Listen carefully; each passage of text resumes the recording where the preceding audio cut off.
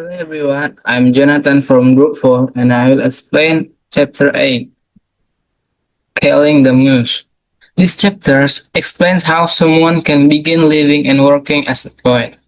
It emphasizes curiosity, careful observation of the world, and regular writing practice. Becoming a poet involves developing habits that support creativity and learning to pay attention to language and experience.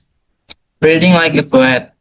Aspiring poets are encouraged to read a wide variety of poems by studying different poets and styles. Writers learn how imagery, rhythm, sound, and structure work in poetry. Reading poetry carefully helps writers develop their own ideas and technique. Writing like a poet. Writing poetry requires experimentation with language. Poets often draft ideas, explore different expressions, and revise their work many times through practice and revision. Poets gradually refine their voice and improve their ability to express thoughts and emotion. Finding the right time and place to write. Many poets develop personal routines that help them focus on writing. Some prefer quiet space, while others write at certain times of day when they feel most creative. Having a regular writing environment helps poets maintain discipline and concentration. Recognizing inspiration. Inspiration may appear suddenly when memories, experience, or emotion connect in the mind. Because its inspiration can occur in unexpected moments. Poets are encouraged to record ideas quickly so they can later develop them into poems. Journal and revision. Keeping journals allows poets to record observation, image, praise, and emotions. These notes often become the raw materials for poems. After drafting a poem, poets revise their work carefully to improve word choice, imagery, and structure. Hello guys, my name is Andres Mamora and I'm from Group 4 too. Then I will explain the chapter 9, which is the title is Writing Open Form Poetry. The summary that we already have from this chapter is this chapter will explain about open form poetry, which is known as a free verse of the poetry that doesn't follow the strict rules of the poetry like the other poetry, such as regular rhymes or fixed meter. Instead, this poem shaped the structure of the poem according to the natural rhythm of language and the meaning that they want to express through the poetry. Even though in free verse, this poem still carefully arranged by line and words. This poem still carefully controlled by line breaks, word placement, and spacing on the page. These elements help to influence how the poem is read and also understood by the listener. White space can also create pauses that affect the rhythm and interpretation of the poem. So even though guys,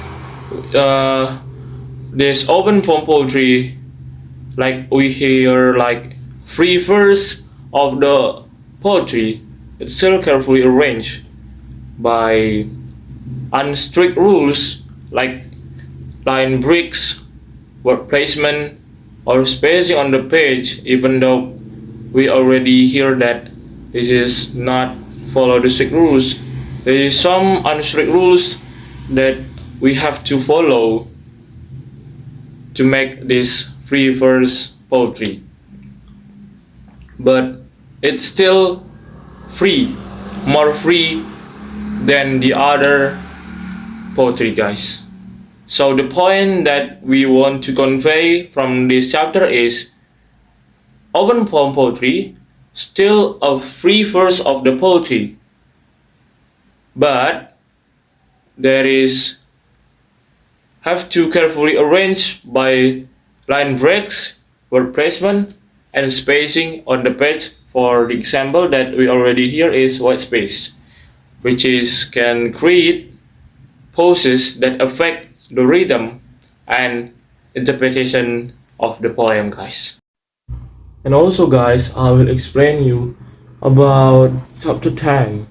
There is the title of the chapter 10 is Working with Traditional Form of Verse. In the previous chapter, the chapter 9, we already talking about writing open form poetry. There is free verse of the poetry. Now, I will explain the traditional form first, which is of course follow the strict rules like the other poetry. Working with traditional form of verse, traditional poetry, these poetic forms follow specific pattern of rhythm, and structure. Learning this form helps poets understand the foundation of poetic technique and strengthen their ability to control language and sound. For example, traditional form, the chapter introduced several traditional forms of poetry. In this chapter, guys, explain many examples of traditional forms of poetry. For example, first is ballads. Ballads is narrative poems that tell stories. The second is psalms. These are poems that often use parallel lines or repeated ideas. And the third is sonnets, 14-line poems with the specific rhyme patterns. And the fourth is this poem, ghazals. Ghazals, the poems made of couplets connected by repeating words. Little bit seems like sonnets. And then the fifth is tankas, which is the short Japanese poems that express emotion in a brief form, guys. So, one of my team will explain the next chapter, which is the title is writing exercises. This is title for chapter 11. Thank you, guys. Bye bye. Hello, my name is Nablas Miranda. I will explain about writing exercise for poets. This chapter explains that writing exercise are very important for poets because they help develop creativity and improve writing skills. Through this exercise, writers can experiment with language, explore new ideas, and practice different poetic techniques.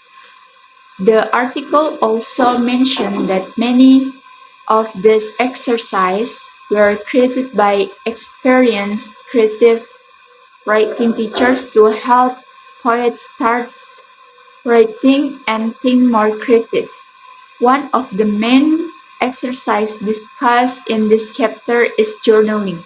Keeping a journal helps poets record their daily observation, ideas, memories, and emotions. For example, poets can write about simple things such as food, love, weather, or their daily experience. By writing regularly, poets can gradually discover their own voice and develop a unique style in their poetry. Another activity is analyzing their own poems. Poets can look for patterns in their writing, such as the colors, animals, or image that often appear in their poems. This helps them understand their writing habits and find ways to improve or vary their style.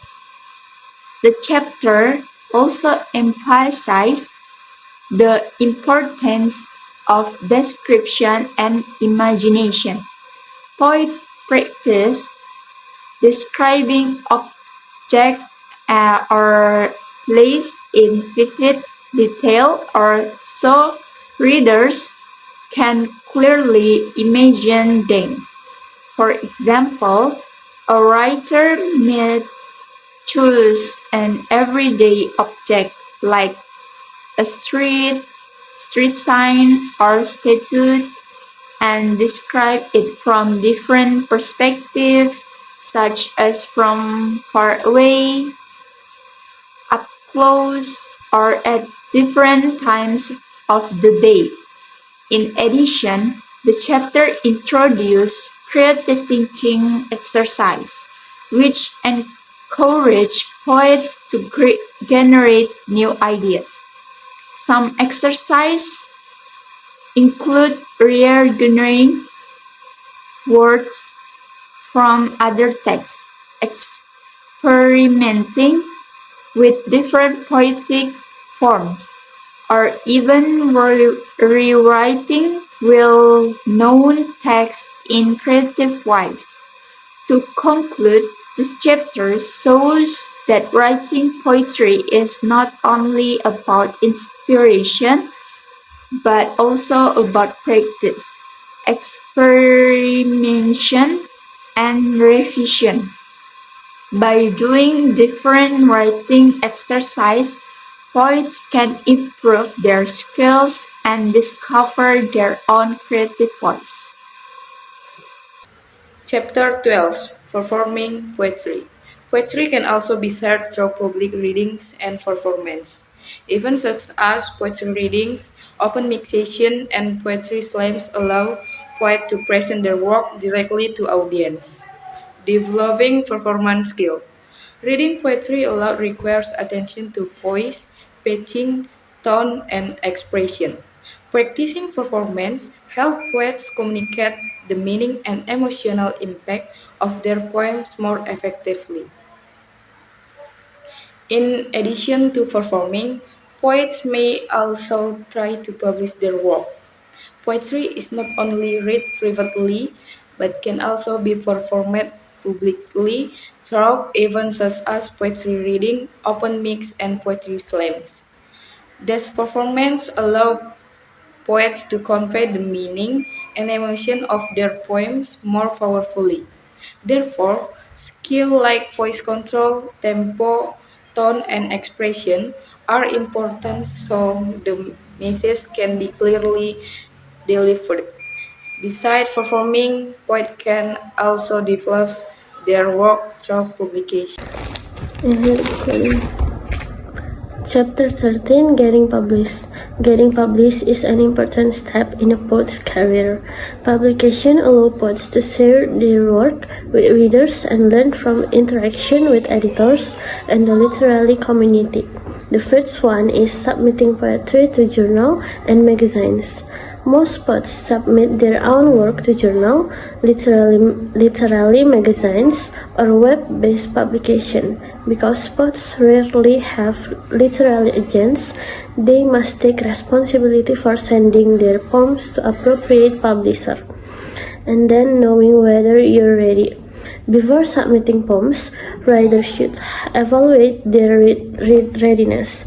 Poets should have written a significant amount of poetry, receive constructive feedback, research possible journal, and be prepared for a competitive publishing process. And the next one is doing market research. Poets need to study literary journal and magazine to understand the kind of poetry they publish. Reading this publication helps poets determine where their work may be most suitable, and then sending out poems methodically. Submitting poetry requires patience and organization. Poets should carefully follow submission guidelines and keep track of where their poems are sent, and then publishing on the internet. Online journal and poetry website provide additional opportunity for poets to publish their work and readers from different parts of the world. And the last one is self-publishing. Some poets choose to publish their work independently. Self-publishing allows writers to produce and distribute their own book, although it requires additional effort in editing, design, and promotion. Thank you.